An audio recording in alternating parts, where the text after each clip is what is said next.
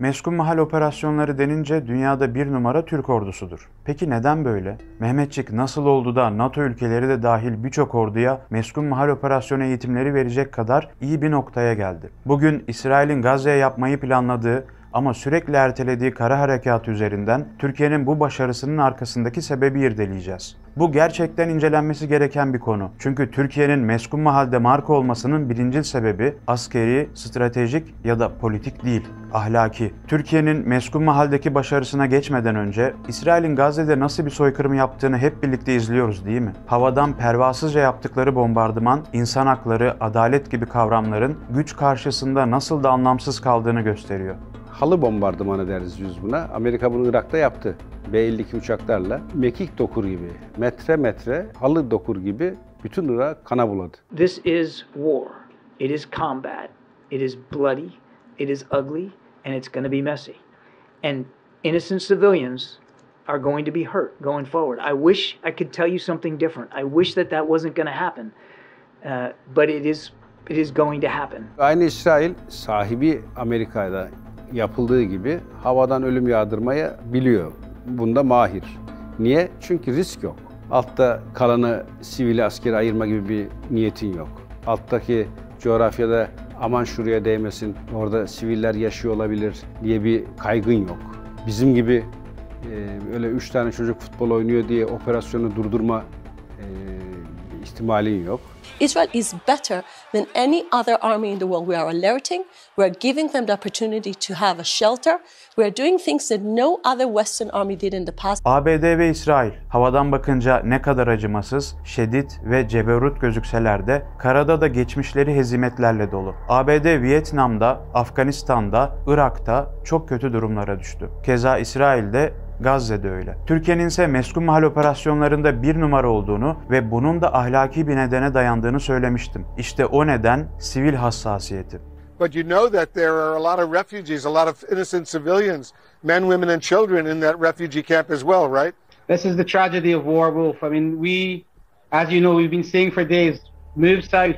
Türk ordusu hem operasyonu en başarılı şekilde yapmak hem de tek bir masumun canına zarar vermemek adına Meskun Mahal konusunda kendini en gelişmiş ordu haline getirdi. Bu gelişime giden yoldaysa 2015'teki Hendek operasyonları bir milat oldu.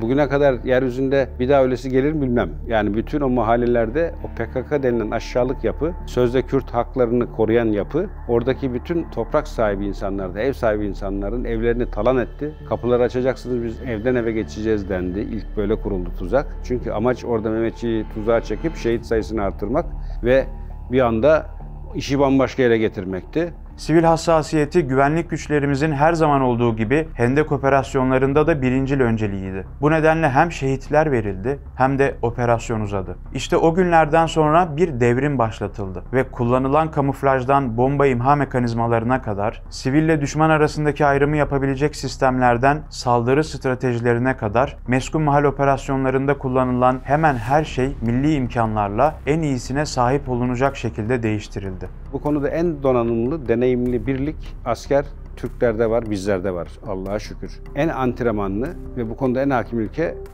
bizim Mehmetçiğimiz. En yakın tecrübe nerede edindik biz? Fırat Kalkanı, Zeytin Dalı, Barış Pınarı harekatlarından. O çapulcuları da Meskun Mahal çatışmasında saatler içerisinde hepsini tek tek cımbızla aldık ama şehirden çıkmamız ayları buldu. Niye? Çünkü şehrin her yeri bomba, tuzak, patlayıcılarla dolu. Biz eğer oraya siviller, gelin kardeşim burası Mehmetçiğin garantisi altındadır ve burada yaşayabilirsiniz diyeceksek, o garantiyi vereceksek orada bir tane mantar tabancası dahi kalmamış olması lazım. O nedenle titiz bir çalışma yürüttük ve uzun süreçti, sabırlı isteyen, hatta şehitlerimizin de olduğu bir dönemden sonra alanı sahibine teslim ettik. Hatırlarsanız Kur'an-ı Kerim ile tuzaklamışlardı bu bir tuzağıyla. Elimizde inanılmaz bir güç var, inanç var, iman var ve bu nedenle de kimse bizim yanımıza yaklaşamıyor. Yoksa çoktan yerle bir etmişlerdi coğrafyayı. Şimdi bu güç olmasına rağmen biz suistimal ediyor muyuz? Yani kadın, çoluk, çocuk ne varsa girdiğimiz harekatlarda asla. Tam tersi bizim inandığımız savaş kuralları, değerleri var. Niye? Biz şerefliyiz, biz onurlu bir milletiz. Asil milletiz ve dünyaya da bununla nam salmışız. Osmanlı sefere çıktığında hedef ülkede topraklarından, coğrafyasından geçerken Osmanlı askeri dalda bir elma gördüğünde onu koparır, yerine akçeyi asar, devam ederdi. Düşünebiliyor musun? Bir başka coğrafyadasın. Niye?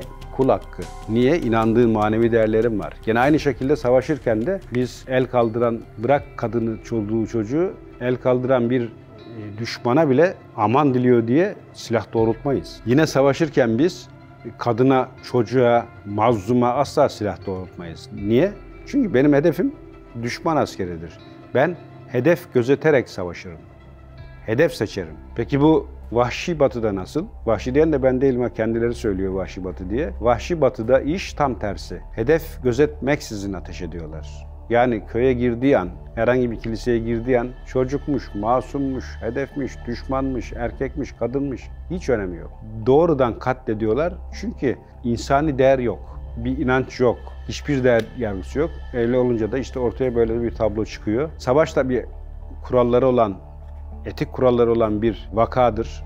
Devletler bunun üzerine zaten devletler hukukunda savaş hukuku diye bölümü açmıştır. Ama uygulayan dünyada kim var? Tek ülke Türkiye. Onun harici diğerlerin hepsi maalesef girdiği her coğrafyayı kana bulamış, önüne gelen, nefes alan, kendine hedef gördüğü kim varsa hayattan koparmış ve hep katliamların öncüsü olmuştur. Ve bu nedenle de en çok katledilen Türkler olmuştur, soyu kırılan ve en çok da insanlık adına savaşan yine bizler olmuşuzdur. İspat Haçlı seferleri hep Anadolu toprakları kullanıldı. Onca Haçlı seferinde hep Selçuklu karşı koydu ve hep de İslam'ın savunucusu biz olduk. O çok gündemde olan Meskun Mahal Savaşı'nda İsrail ve Amerika asla alana giremez. Bu şartlarda öyle bir savaşma yeteneği, yüreği yok. O zaman ne yapacaklar? Havadan bombalamanın şiddetini artıracaklar. Aşağıda tek bir canlı kalmadığını gördüğün an yere bildirecek. Alan hazırdır, girebilirsiniz diyecek. Ve o korkak kediye dönmüş İsrail çapulcuları askerde yutturuyorlar bize. Teröristler. Onlar da bir anda şahin kesilecek. Bir harekat başlamıştır edalarıyla alana girecekler. Ne diyor İsrailli Genelkurmay Başkanı? Biz diyor taktik ve teknik sebeplerden dolayı harekatı şu an için erteledik diyor. O şu an için ertelemenin arka planında bu yatıyor. Bunu bilesiniz. Ne zaman ki canlı kalmaz, nabız atan biri olmaz, işte o zaman o kedi dediğimiz yapı bir anda kartala dönüşür. Bir kahraman edasıyla da bölgeye girer. Ama evvelallah o topraklar buna müsaade etmeyecek.